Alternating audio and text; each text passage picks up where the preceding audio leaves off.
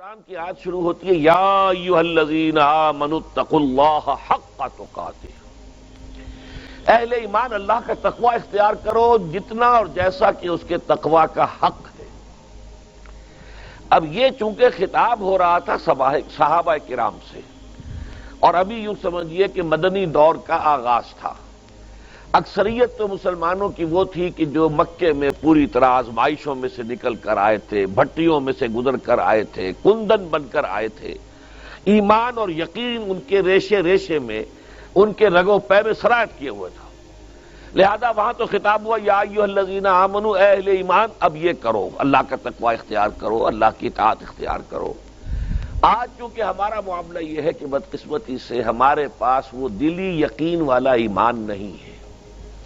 ہمارا ایمان ایک موروثی عقیدہ ہے، ہمیں والدین سے مل گیا ہے وراثتاً۔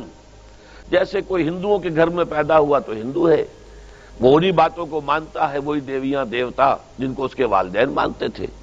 کوئی مسلمانوں کے گھر میں پیدا ہو گیا تو مسلمان ہے، اللہ رسول کا نام اسے بچپن ہی سے سکھا دیا جاتا ہے۔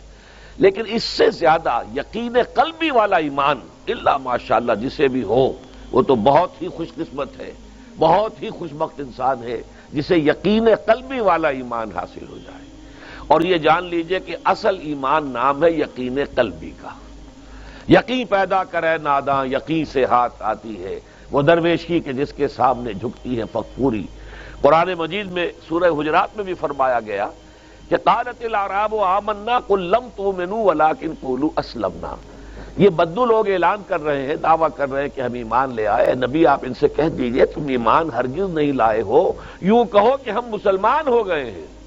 وَلَمَّا يَدْخُلِ الْإِيمَانُ فِي قُلُوبِكُمْ، ابھی تک ایمان تمہارے دلوں میں داخل نہیں ہوا۔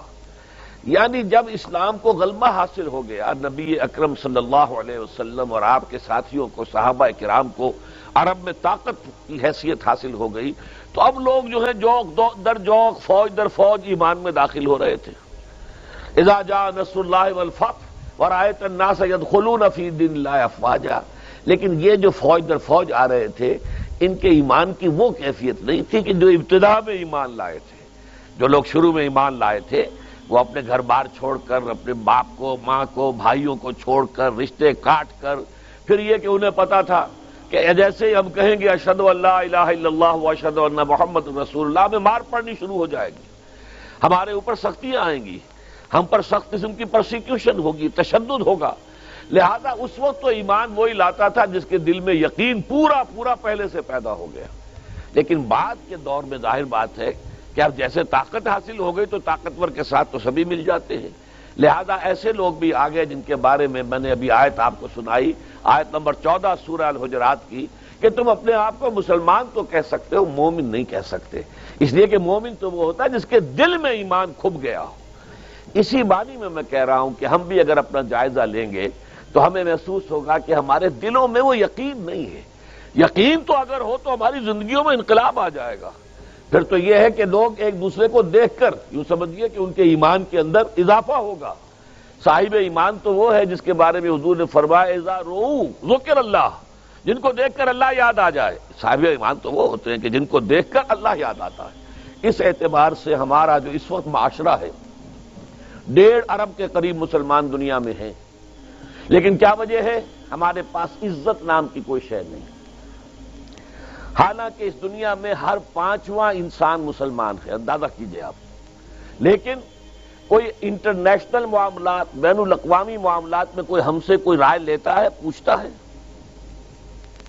یہ G7 بیٹھ کر طے کریں گے، G15 طے کریں گے، یہ سیکیورٹی کونسل طے کرے گی، اور کہیں پر کوئی مسلمان ملک نہیں ہے، ہم 3 میں نہ 13 میں، نہ G8 میں نہ G15 میں، کہیں بھی نہیں۔